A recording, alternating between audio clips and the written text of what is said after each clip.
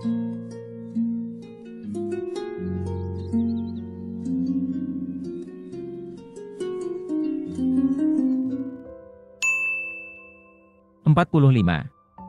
Tetapi kekaguman kita tidak terbatas pada objek-objek yang dijelaskan di sini. Yang paling menakjubkan yaitu bahwa bumi begitu tahan lama, dan begitu tercipta dengan sempurna. Hingga abadi, tidak rusak oleh waktu. Semua bagian-bagiannya pada sisi manapun sama-sama cenderung tertarik ke pusat bumi dengan tekanan yang seragam, dan terikat oleh semacam rantai, yang melingkungi semuanya. Rantai alam ini, yang menyebar ke seluruh alam semesta, dan mengerjakan segalanya dengan kecerdasan dan akal, menarik semua yang ada di tepian bumi ke pusat. Maka, jika bumi itu bulat, dan jika karenanya semua bagian-bagiannya, yang setiap sisinya setara dan berhubungan, saling mendukung dan didukung, harus diakui bahwa karena semua bagian tertarik ke pusat, yang merupakan tempat terbawah bumi. Tidak ada sesuatu apapun yang dapat menghentikannya, yang mampu mengguncang tekanan gravitasi yang kuat ini. Sama halnya, meskipun air laut berada di atas bumi, tetapi karena ia memiliki kecenderungan ke pusat bumi, ia terkumpul di semua sisi mengikuti bentuk bumi, tidak pernah luber, dan tidak pernah tumpah. Udara, yang berbatasan dengan laut, meski bergerak naik karena keringanannya, menyebar ke semua arah. Oleh karena itu, udara juga berhubungan dan menyatu dengan laut. Dan secara bersamaan terangkat oleh kekuatan yang sama menunjuk langit, oleh ketipisan dan panas yang membuatnya ringan. Sehingga ia dapat memberikan napas dan kehidupan bagi makhluk hidup. Semua ini dilingkupi oleh bagian tertinggi di angkasa, yang disebut aether, yang bersinggungan dengan lapisan udara terluar, dan menjaga panasnya tetap murni dan tidak tercampur. 46. Bintang-bintang di alam semesta memiliki revolusinya sendiri, dan terus bergerak oleh gravitasinya masing-masing. Gerakan bintang ini dipertahankan oleh wujud dan rupa mereka yang bulat. Suatu bentuk yang, sebagaimana saya rasa telah saya jelaskan sebelumnya, paling sedikit kemungkinan untuk rusak. Dan karena bintang merupakan benda berapi, mereka makan dari uap air yang diembuskan oleh matahari dari bumi, laut, dan air lainnya.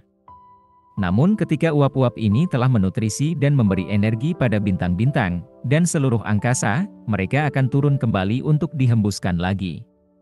Sehingga sangatlah sedikit udara yang hilang atau yang dimakan oleh api-api bintang dan aether.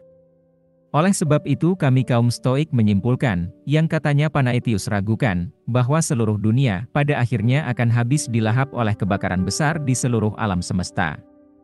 Ketika semua kelembapan sudah tandus, bumi tidak bisa dinutrisi, juga tidak aliran udara yang kembali lagi karena air, yang membentuk udara, telah habis semuanya sehingga hanya api yang tersisa.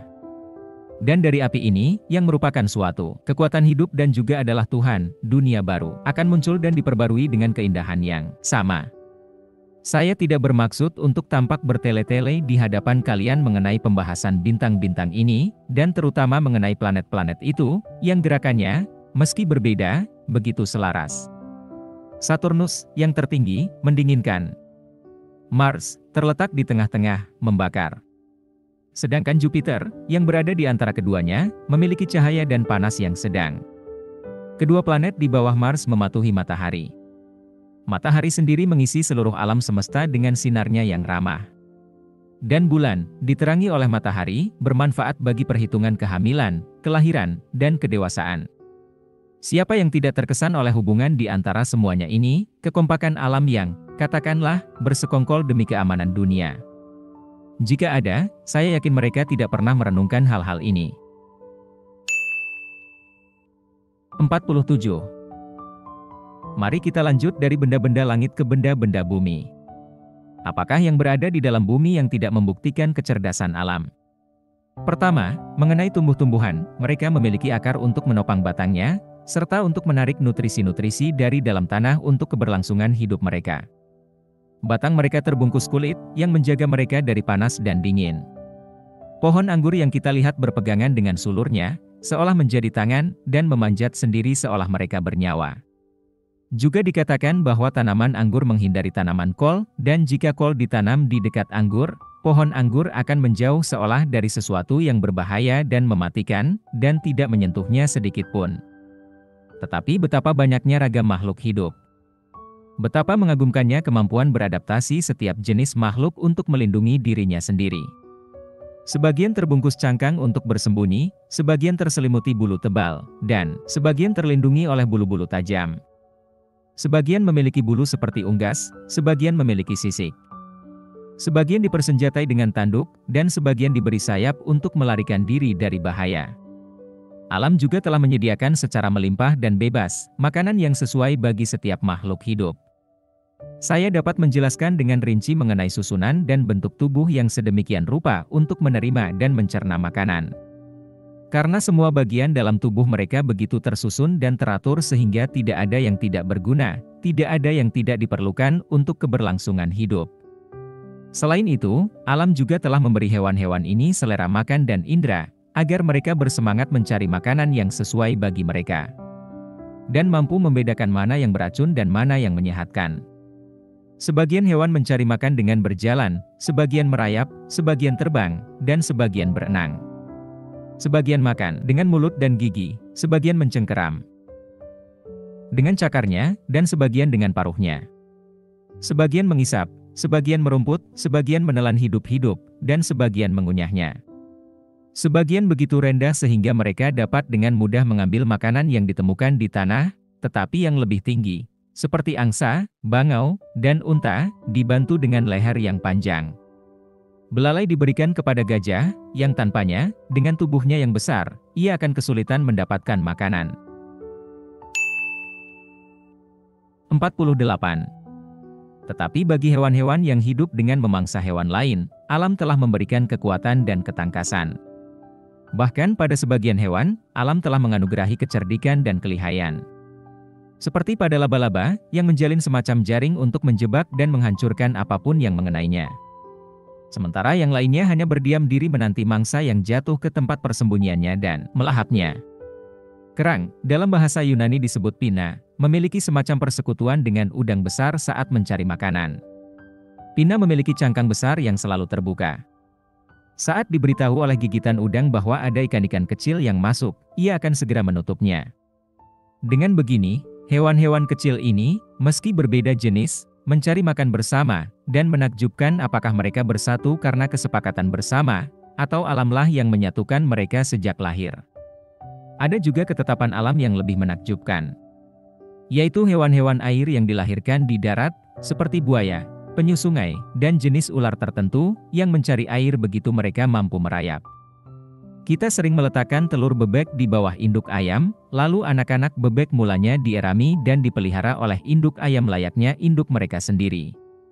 Tetapi saat pertama melihat air, anak-anak bebek akan meninggalkan induk ayam dan berlari menghampiri air, tempat tinggal aslinya. Begitu kuat naluri yang alam tanamkan dalam diri makhluk hidup untuk kelestarian mereka sendiri. 49. Saya pernah membaca bahwa ada sejenis burung yang disebut Platalea, yang hidup dengan mengamati unggas-unggas penyelam, dan saat unggas-unggas ini kembali dengan membawa mangsa, burung Platalea akan mematuk kepala mereka dengan paruhnya hingga mereka menjatuhkan mangsanya, lalu merebutnya. Juga dikatakan bahwa burung ini memiliki kebiasaan mengisi perutnya dengan kerang, dan memuntahkannya setelah dicerna oleh panas perutnya, lalu memilih nutrisi yang tepat dari kerang ini. Kodok laut, kata mereka, memiliki kebiasaan menutup dirinya dengan pasir, dan bergerak menghampiri air, memangsa ikan-ikan saat mereka mengenainya, seperti umpan. Antara elang dan gagak ada semacam kebencian alami, dimanapun salah satu burung menemukan telur burung yang satunya, ia akan memecahkannya. Maka siapa yang dapat menghindari kekaguman akan fakta-fakta yang telah diamati Aristoteles ini, yang telah memperkaya kita dengan kata-katanya yang bernilai. Saat kawanan burung bangau terbang melewati lautan untuk mencari iklim yang lebih hangat, mereka akan membentuk segitiga. Dengan sudut pertama, mereka menentang udara. Pada setiap sisi, sayap-sayap mereka berperan sebagai dayung untuk meringankan penerbangan mereka, dan alas dari segitiga ini dibantu oleh angin di bagian belakang mereka. Burung-burung yang berada di belakang, menyandarkan leher dan kepala mereka pada burung-burung yang di depannya. Tetapi burung yang paling depan tidak dapat melakukannya, karena tidak ada yang bisa disandari, ia lalu terbang juga ke belakang agar bisa beristirahat, salah satu kawannya yang sudah cukup beristirahat akan maju menggantikannya, dan dalam keseluruhan perjalanannya setiap burung bergantian menjadi pemimpin. Saya dapat memberi banyak contoh dari hal ini, tetapi ini mungkin cukup. Mari kita lanjut kepada hal-hal yang lebih familiar bagi kita. Apa saja yang hewan lakukan untuk melindungi dirinya sendiri? Kehati-hatiannya saat sedang memberi makan, serta cara beristirahat di dalam sarangnya, sudah diketahui secara umum, tetapi hal-hal ini masih sangat dikagumi. 50. Anjing menyembuhkan dirinya dengan muntah. Ibis Mesir dengan membersihkan perutnya, sistem pencahar yang ditemukan belakangan ini oleh ilmu kedokteran. Dikatakan bahwa macan, yang di negara-negara asing ditangkap dengan menggunakan daging beracun, memiliki suatu obat tertentu yang melindungi mereka dari kematian. Dan bahwa di Kreta, kambing-kambing liar, saat mereka terluka oleh panah beracun, mencari tanaman herbal bernama ditani, yang, begitu mereka mencicipinya, panah, katanya, langsung lepas dari tubuh mereka. Diceritakan juga bahwa rusa, sesaat sebelum melahirkan, membersihkan perutnya dengan tanaman herbal kecil bernama seseli. Hewan, saat terluka, atau ketakutan, melindungi diri dengan senjatanya sendiri, banteng dengan tanduknya, babi hutan dengan gadingnya, dan singa dengan taringnya. Sebagian melindungi diri dengan terbang, sebagian bersembunyi, cumi-cumi mengeluarkan cairan hitam, ikan pari dengan mencambukkan ekornya yang memiliki duri penyengat, dan ada banyak hewan-hewan yang, dengan bau busuknya, memaksa musuh untuk mundur. 51. Tetapi bahwa keindahan dunia mungkin abadi. Perawatan besar pasti dilakukan oleh ketuhanan takdir, untuk terus menghidupkan berbagai jenis hewan, pepohonan, dan segala sesuatu yang tertanam di dalam tanah, yang memiliki akar dan batang. Setiap tumbuhan memiliki semacam benih subur di dalam dirinya sehingga menghasilkan lebih banyak tumbuhan. Benih ini terdapat di bagian terdalam buah, tetapi sebanyak apapun manusia memakannya, bumi selalu menumbuhkannya kembali. Mengenai hewan, tidakkah kita melihat betapa tepatnya mereka tercipta untuk berkembang biak menjaga spesiesnya? Untuk ini, alam menciptakan jantan dan betina. Perbedaan jenis kelamin ini sangat sempurna untuk perkembangbiakan, dan mereka memiliki hasrat berhubungan seksual. Setelah benih masuk ke dalam rahim, ia menarik hampir semua nutrisi ke dalam dirinya, kemudian terbentuklah janin. Begitu janin terlepas dari rahim dan terlahir menjadi bayi, jika ia adalah hewan yang mendapat nutrisi dari air susu, hampir semua makanan yang dimakan induknya berubah menjadi air susu. Dan hewan ini, tanpa arahan apapun selain naluri alaminya, segera mencari puting induknya dan menyusu hingga kenyang. Yang membuatnya tampak jelas bahwa tidak ada yang kebetulan dari ini.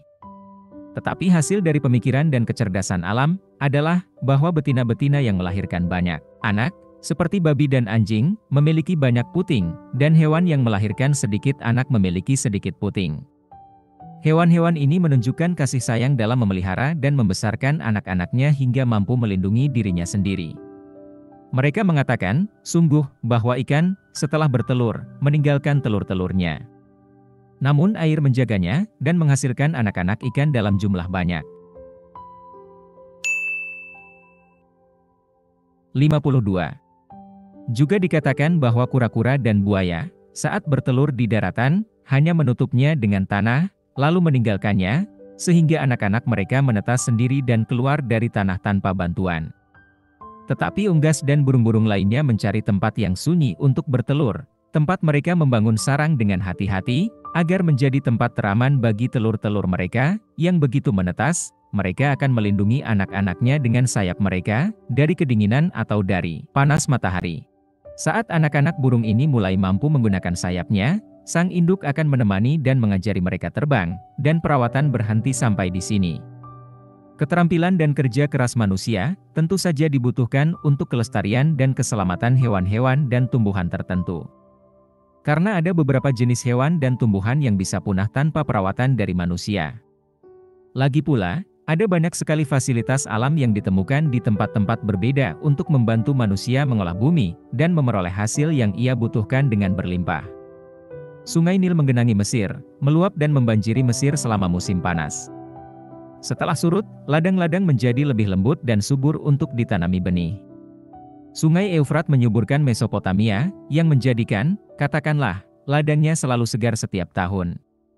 Sungai Indus, yang merupakan sungai terbesar, tidak hanya menyuburkan dan melembutkan tanah, tetapi juga menanaminya, karena dikatakan air sungai ini membawa sejumlah biji-bijian serupa jagung. Saya dapat menyebutkan lagi fenomena-fenomena lainnya di berbagai negara, dan banyak tanah yang luar biasa subur. 53. Betapa pemurahnya alam yang telah melimpahi kita dengan berbagai makanan lezat. Makanan ini bervariasi setiap musimnya, sehingga kita selalu bergembira dan puas dengan hal-hal baru dan kelimpahan. Betapa tepat waktunya angin Etesia yang alam berikan, dan betapa berguna ia bagi manusia, hewan, dan bahkan tanaman, yang meredakan panas berlebih, dan mengarahkan pelayaran dengan lebih pasti dan cepat. Banyak penjelasan yang harus dilewatkan, karena tidak mungkin menjelaskan satu persatu mengenai kegunaan sungai, pasang surut air laut, pegunungan yang terbalut rumput dan pohon, lembah garam yang sangat jauh dari laut, tanah yang begitu penuh dengan obat-obatan bermanfaat, atau, singkatnya, rancangan alam tak terhitung yang diperlukan bagi keberlangsungan dan kenikmatan hidup. Kita tidak boleh melupakan pergantian siang dan malam, yang diciptakan bagi kesehatan makhluk hidup, memberi waktu untuk bekerja dan beristirahat. Jadi, jika kita membahas alam semesta secara keseluruhan, jelaslah bahwa semua ini pasti dikendalikan oleh ketuhanan takdir untuk keselamatan dan kelestarian semua makhluk hidup. Jika harus ditanyakan untuk keperluan siapakah karya luar biasa ini diciptakan, akankah kita mengatakan untuk pepohonan dan tanaman-tanaman lainnya, yang, meski tidak berindera, dipelihara oleh alam? Jawaban itu akan aneh. Apakah untuk hewan? Tidak mungkin bahwa Tuhan bersusah payah demi makhluk yang tidak bisa berbicara dan memahami itu. Maka untuk siapakah, seseorang akan mengira, dunia ini diciptakan? Tentu saja untuk makhluk-makhluk berakal, yakni Tuhan dan manusia, yang tentu saja adalah makhluk paling sempurna di antara semuanya, karena tidak ada yang melampaui akal. Jadi tentu saja alam semesta, serta segala sesuatu di dalamnya, diciptakan untuk Tuhan dan manusia. Tetapi kita mungkin akan lebih memahami bahwa Tuhan memerhatikan ketertarikan dan kesejahteraan manusia, jika kita membahas sepenuhnya mengenai struktur tubuh manusia, serta keseluruhan fisik manusia yang berkembang sempurna. Ada 3 hal yang sangat dibutuhkan untuk mendukung kehidupan, yakni makan, minum, dan bernapas. Untuk melakukan ketiganya, susunan dalam mulut begitu luar biasa tercipta, yang, dengan bantuan hidung, menarik lebih banyak udara. 54. Gigi diciptakan untuk memotong dan menghaluskan makanan. Gigi depan, yang tajam dan saling berhadapan, memotongnya hingga pecah, dan gigi geraham, penggiling, mengunyahnya, yang dibantu oleh lidah. Pada akar lidah terdapat tenggorokan, yang menerima apapun yang ditelan. Tenggorokan menyentuh kedua sisi amandel, dan berakhir pada ujung bagian dalam langit-langit mulut. Saat, dengan gerakan lidah, makanan didorong masuk ke bagian ini, makanan akan turun, dan otot-otot tenggorokan yang berada di bawah makanan berdilatasi sementara yang di atasnya berkontraksi.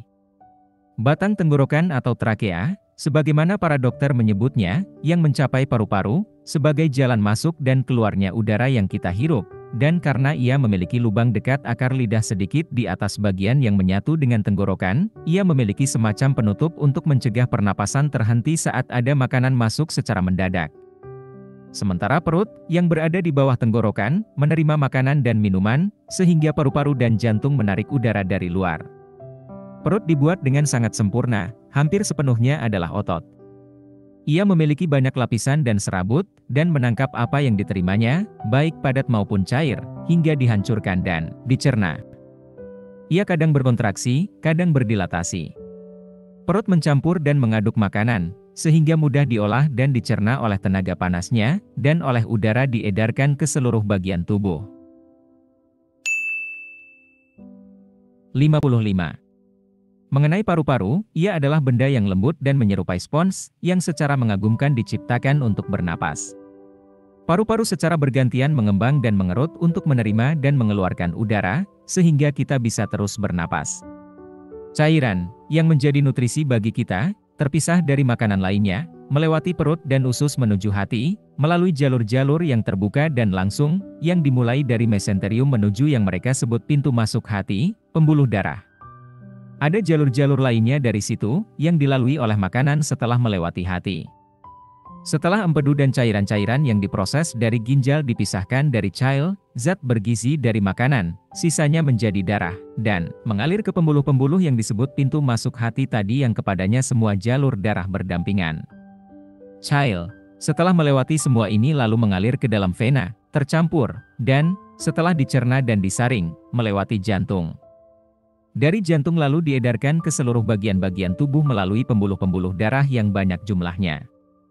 Tidak sulit untuk menjelaskan bagaimana limbah makanan yang tersisa dikeluarkan oleh gerakan usus, yang berkontraksi dan berdilatasi. Tetapi hal ini diabaikan saja, karena tidak enak untuk dibahas. Lebih baik kita bahas saja keajaiban alam lainnya, udara, yang dihirup masuk ke dalam paru-paru, menjadi hangat karena dihirup dan karena kontak dengan paru-paru. Sebagian dikeluarkan lagi dengan pernapasan, dan sebagian masuk ke ventrikel jantung. Ada ventrikel lainnya juga pada jantung, tempat darah mengalir dari hati melalui vena. Dengan begini, darah diedarkan ke seluruh tubuh melalui vena oleh salah satu ventrikel, dan oleh ventrikel lainnya udara diedarkan melalui arteri. Dan ada banyak sekali pembuluh-pembuluh darah di seluruh tubuh membuktikan hasil karya ilahi.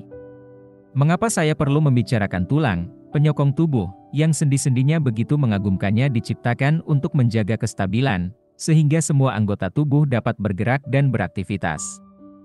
Atau perlukah saya membahas saraf, yang menghubungkan organ tubuh, saling terjalin dalam suatu jaringan di seluruh tubuh, dan dimulai dari jantung, seperti vena dan arteri, dan tersebar di seluruh kerangka tubuh. 56.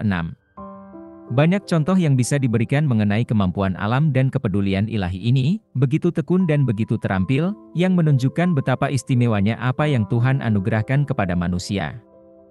Dia menciptakan kita tinggi dan tegak, agar kita bisa melihat langit, dan mengetahui keberadaan Tuhan.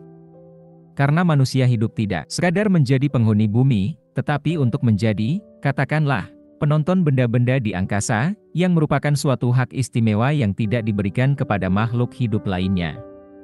Indra, yang merupakan penafsir dan pelapor segala sesuatu, diciptakan berada di kepala, seperti pada menara, dan ditempatkan sesuai kegunaannya, seperti mata, terletak di bagian teratas, seperti pengintai yang menemukan suatu objek untuk kita, dan telinga berada di bagian atas tubuh, bertugas untuk menerima bunyi, yang secara alami naik. Hidung juga berada di bagian atas, karena semua aroma juga naik, dan bukan tanpa alasan hidung berada di dekat mulut, karena hidung membantu kita menentukan apakah ini daging atau minuman. Indra pengecap, yang berfungsi untuk membedakan rasa dari apa yang kita makan, berada di bagian mulut yang bisa terbuka sebagai jalan masuk untuk apa yang kita makan dan minum. Tetapi indera peraba tersebar di seluruh tubuh, sehingga kita bisa merasakan setiap benturan atau setiap rasa dingin dan panas. Sebagaimana dalam bangunan, arsitek mengalihkan sesuatu yang jelek dari mata dan hidung sang tuan, begitu juga alam telah membuang jauh-jauh fungsi yang sama di dalam tubuh manusia dari indera kita. 57. Siapa lagi pencipta selain alam, yang kecerdasannya tak tertandingi, yang dapat menunjukkan begitu banyak kecerdasan dalam membentuk indera? Pertama, alam melindungi dan membungkus mata dengan membran-membran yang sangat halus, yang ia buat transparan, sehingga kita mampu melihat melaluinya, juga kuat, untuk menjaga mata. Alam membuatnya licin dan dapat bergerak, sehingga mata dapat menghindari apa yang akan menyerangnya, dan dengan mudah mengarahkan penglihatan kemanapun kita mau. Organ penglihatan yang sesungguhnya, yang disebut pupil, begitu kecil sehingga dapat dengan mudah menghindari apapun yang akan menyakitinya. Kelopak mata, yang menjadi penutup, begitu halus dan lembut, sehingga tidak melukai mata, dan diciptakan untuk menutup saat ada yang akan mengenai mata, atau untuk membuka saat diinginkan, dan alam menakdirkan gerakan ini secara refleks. Kelopak mata memiliki bulu mata, untuk melindungi dari apa yang berbahaya bagi mata saat terbuka, dan juga menyelimuti mata saat beristirahat dalam tidur, ketika kita tidak sedang membutuhkannya untuk melihat. Selain itu, mata terletak di tempat agak cekung dan terlindungi oleh bagian wajah yang lebih tinggi pada setiap sisinya. Bagian atas mata, yaitu alis, yang membelokkan keringat dari kepala dan dahi agar tidak jatuh ke mata, pipi sedikit menonjol dari bawah, untuk melindungi mata pada sisi bawah, dan hidung berada di antara mata sebagai dinding pemisah. Indra pendengaran selalu terbuka, karena ini adalah indra yang kita butuhkan bahkan saat kita tidur. Dan saat ada bunyi yang diterima olehnya kita terbangun bahkan dari tidur. Ia memiliki jalur yang berbelit agar tidak ada yang tergelincir masuk ke dalamnya, yang mungkin akan terjadi jika jalurnya lurus dan mudah. Alam juga telah memberikan pencegahan, kalau ada makhluk kecil yang berusaha merayap masuk ke dalam telinga, ia akan terjebak dalam zat lilin di dalam telinga seperti pada mulut burung. Daun telinga diciptakan menonjol untuk menjaga dan melindungi indera pendengaran, agar bunyi tidak menghilang dan lolos sebelum sampai kepada indera pendengaran. Rongga telinga keras dan seperti tanduk, serta berkelok-kelok, karena bentuk seperti inilah yang memantulkan dan meninggikan suara. Inilah mengapa ada gema dalam harpa, cangkang kura-kura, atau trompet, dan di semua tempat yang terkurung atau berliku-liku. Hidung juga selalu terbuka, karena kita menggunakannya secara terus-menerus. Rongga hidung juga agak menyempit, agar tidak ada sesuatu yang berbahaya memasukinya, dan juga selalu lembab untuk mengeluarkan debu dan benda-benda asing lainnya. Indra pengecap, secara mengagumkan, dilindungi oleh mulut, sehubungan dengan fungsinya serta untuk keamanannya. 58. Tentu saja, setiap indra manusia jauh lebih sempurna dibanding indra yang dimiliki hewan. Karena mata kita, yang menilai seni, dapat membedakan dengan kecermatan yang hebat, seperti dalam lukisan, ukiran, pahatan, dan dalam isyarat serta gerakan tubuh. Mata kita memahami keindahan, proporsi, dan, jika saya boleh mengistilahkan, keselarasan warna dan bentuk, serta hal-hal lebih penting lainnya. Mata bahkan mengenali kebaikan dan keburukan. Mata mengetahui apakah seseorang sedang marah atau tenang, ceria atau sedih, berani atau ketakutan, tegas atau gugup. Telinga juga memiliki penilaian seni yang tak kalah mengagumkannya mengenai suara dan musik instrumental. Telinga dapat membedakan beragam bunyi, ukuran, nada, dan macam-macam suara yang berbeda, yang jelas dan yang serak, yang lembut dan yang kasar, yang tajam dan yang datar, yang hanya telinga manusia yang mampu menilai. Penilaian yang hebat juga ada pada indera pencium, pengecap, dan peraba, yang merasakan lebih banyak seni dari yang kita harapkan sehingga kita bisa meracik bahan-bahan untuk parfum, membumbui makanan, dan menikmati kesenangan jasmani. 59. Selain itu, orang yang gagal memahami bahwa jiwa dan pikiran manusia, akalnya, kebijaksanaannya, dan kearifannya, merupakan hasil dari ketetapan ilahi, sepertinya ia sendiri tidak memiliki semua itu. Selagi saya membahas subjek ini, Kota, saya berharap memiliki kepiawaian berbicaramu, betapa kau mengilustrasikan suatu subjek dengan begitu baik. Kau menunjukkan kecerdasan tingkat tinggi, bagaimana kita mengumpulkan ide-ide kita, dan menggabungkannya dalam satu peninjauan. Membangun prinsip. Menarik kesimpulan, mendefinisikan setiap hal, secara terpisah, dan memahaminya dengan kesaksamaan. Dari sini kau menunjukkan betapa hebatnya kekuatan kecerdasan dan pengetahuan, sifat-sifat Tuhan yang sangat mengagumkan. Betapa berharganya, meski kalian para akademis menghina dan bahkan menyangkal bahwa kita memilikinya, pengetahuan kita mengenai hal-hal di luar kita. Dari persepsi yang diterima oleh indera dan diproses oleh otak sehingga kita melihat hubungan satu benda dengan benda lainnya, juga menciptakan seni yang berguna bagi kehidupan atau untuk hiburan. Betapa memesonanya kepiawaian berbicara. Betapa agungnya nyonya alam semesta, sebagaimana kau menyebutnya. Ia mengajari kita apa yang kita tidak ketahui, dan menjadikan kita mampu mengajarkan apa yang telah kita pelajari. Dengan ini kita menyemangati orang lain, meyakinkan mereka, menghibur yang sedih, menghilangkan rasa takut mereka yang ketakutan, mengendalikan kegembiraan berlebih, meredakan hawa nafsu dan amarah. Inilah yang menyatukan manusia dengan rantai keadilan dan hukum, membentuk ikatan masyarakat sipil, dan melepaskan kita dari kehidupan yang liar dan ganas.